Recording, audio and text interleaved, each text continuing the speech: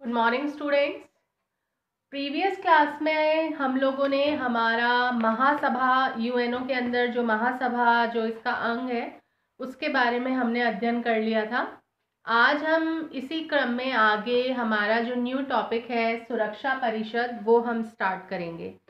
देखो, सुरक्षा परिषद जो है वो संयुक्त राष्ट्र की कार्यकारिणी समिति है। कार्यकारिणी का तात्पर्य ये है कि जो भी महासभा जो भी निर्णय लेती है उनको इम्प्लीमेंट करने का जो कार्य है, उनको कार्य रूप देने का जो कार्य है वो सुरक्षा परिषद के द्वारा किया जाता है। और सुरक्षा परिषद जो है उसका जो मेन उद्देश्य है वो अंतर्राष्ट्रीय शांति और सुरक्षा जो है उसको बनाए रखने का ही है। अगर हम ये कहें कि यूएनओ की जो सफलता है या असफलता है वो सुरक्षा परिषद पर ही डिपेंड करती है, तो इसमें कोई अतिशयोक्ति नहीं होगी, क्योंकि अगर सुरक्षा परिषद अपने कार्य को भली प्रकार से करेगी, अंतर्राष्ट्रीय शांति और सुरक्षा को बनाए रखने का कार्य जो है वो सही प्रकार से सुरक्षा परिषद के द्वारा किया जाएगा, तो विश्व के अंदर शांति और सुरक्षा जो है वो बनी रहेगी। और यही यूएनओ जो है उसका प्रमुख उद्देश्य भी है। महासभा के जो भी निर्णय होते हैं उनको संयुक्त राष्ट्र संघ के जो चार्टर है उनके अंदर जो भी बातें की गई हैं उन सभी चीज़ों को लागू करने की जो जिम्मेदारी है वो सुरक्षा परिषद के कंधों पर ही है। अर्थात ये कहा जा सकता है कि यूएनओ का जो क्रियान्वयन विभाग है वो सुरक्षा परिषद है। ठीक है, अब देखो इसके गठन के बारे में आप लोगों को ये ध्यान रखना है कि सुरक्षा परिषद जो है इनके अंदर 15 सदस्य होते हैं, और इन 15 सदस्यों में से जो 10 सदस्य हैं वो होते हैं अस्थाई मेंबर्स हैं ये, और 5 सदस्य जो होते हैं वो स्थायी सदस्य होते हैं। ये जो स्थायी मेंबर्स हैं इनके नाम आप याद रखेंगे। इसके अंदर आते हैं आपके अमेरिका, रूस, चीन, इंग्लैंड व फ्रांस। ये 5 इसके स्थायी मेंबर्स हैं, और जो इसके अस्थायी सदस्य हैं इनका चुनाव जो होता है वो महासभा के द्वारा 2 वर्षों के लिए किया जाता है। 2 इयर्स के लिए इनका कार्यकाल होता है, 2 वर्ष का इनका कार्यकाल है अस्थायी सदस्यों का। और ये 5 सदस्य जो हैं ये इसके स्थायी मेंबर्स हैं। ठीक है, ये ध्यान रखना ज़रूरी है कि सुरक्षा परिषद के अंदर जो भी क्षेत्र हैं उनको विश्वव्यापी प्रतिनिधित्व जो है वो मिलता रहे, ये एक इम्पॉर्टेंट चीज़ है।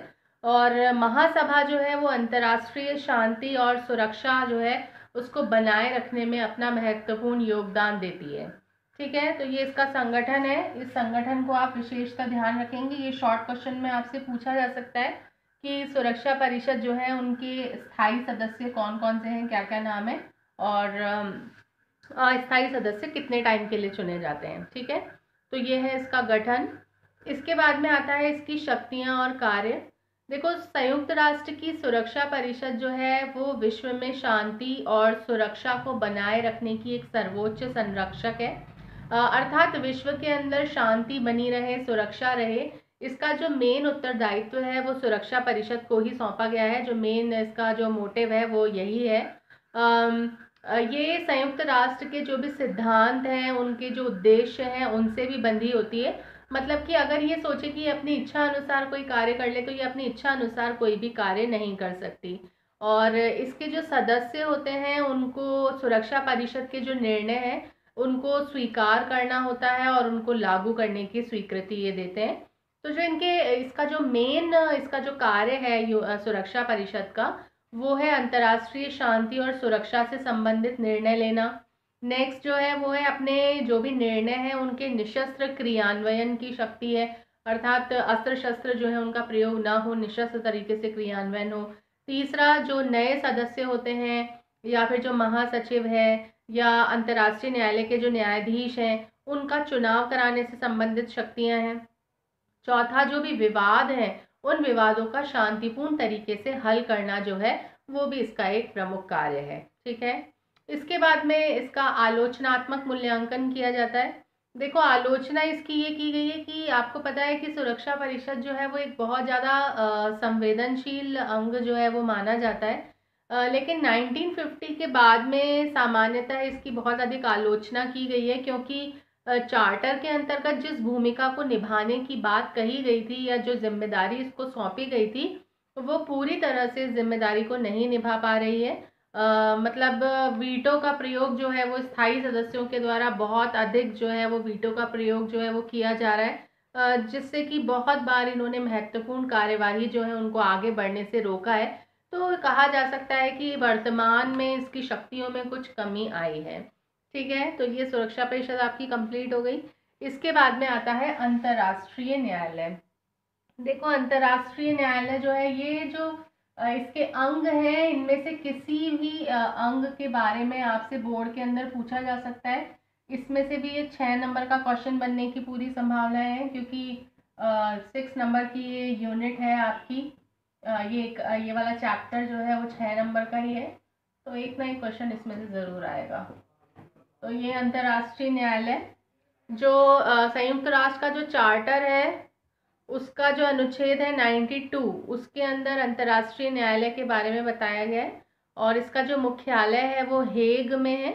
और ये अपने सदस्यों को पूरी ये जानकारी देता है कि जो भी झगड़े हैं उनका जो निपटारा है वो आप न्यायालय के अतिरिक्त कहीं और भी कर सकते हो। मतलब कोई ज़रूरी नहीं है कि आप मैटर्स जो हैं उनको अंतर्राष्ट्रीय न्यायालय के अंदर ही लेकर आओ। मतलब आप अगर आप लाते हो मुकदमे को, अपने किसी मैटर को लेकर के आते हो, तो वो उनकी सुनवाई जो है वो करेगा, अन्यथा अपने आप उसके अंदर कार्य नहीं करेगा।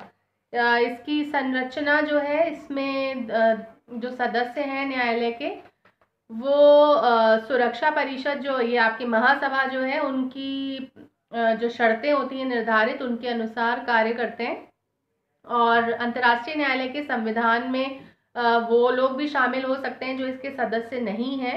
बस कुछ इसके अंदर 2 शर्तें हैं, उन शर्तों का पालन जो है वो सदस्यों को करना पड़ता है, और उसके बाद में वो इनके अंग बन सकते हैं। जैसे कि संविधान तथा न्यायालय के संबंध में जो भी प्रतिबंध वगैरह जो है वो इन पे लगाए गए हैं उनको स्वीकार करना कंपलसरी है। दूसरा, महासभा के द्वारा जो भी अनुमानित खर्चा होता है उस खर्चे के अंदर ये अपना योगदान जो है वो दे सकते हैं। तो जो कंट्रीज अपना योगदान देती हैं उनको इसके अंदर शामिल किया जा सकता है।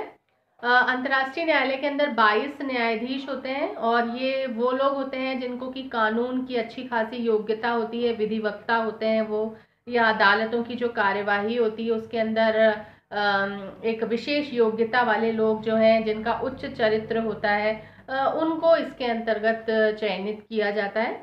और इनका जो चुनाव है वो महासभा और सुरक्षा परिषद जो है वो एक दूसरे से बिल्कुल स्वतंत्र न्यायालय के सदस्य बनने के लिए उम्मीदवारों की नियुक्ति करते हैं। जो व्यक्ति सुरक्षा परिषद में और महासभा में पूर्ण बहुमत प्राप्त कर लेता है उस सदस्य को ही निर्वाचित घोषित किया जाता है।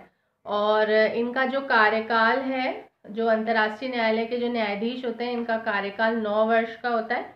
और हर 3 साल बाद जो 5 न्यायाधीश होते हैं वो सेवानिवृत्त हो जाते हैं, और न्यायाधीश जो है वो पुनः भी चुनाव लड़ सकते हैं।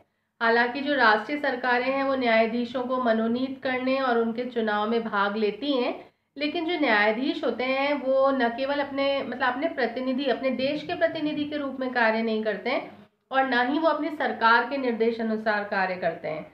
और वर्तमान में जो जस्टिस दलवीर भंडारी हैं वो अंतर्राष्ट्रीय न्यायालय जो है उनके न्यायाधीश हैं।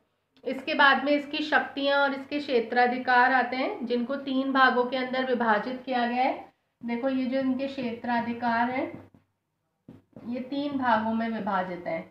सबसे फर्स्ट जो आता है इनका वो आता है ऐच्छिक क्षेत्राधिकार। दूसरे नंबर पे जो आता है इनका वो आता है अनिवार्य क्षेत्राधिकार। और जो तीसरे नंबर पर आता है वो आता है सलाहकारी क्षेत्राधिकार। तो इन तीनों क्षेत्राधिकार जो है उनके बारे में मैं आपको कल के लेक्चर के अंदर समझाऊंगी। Thank you.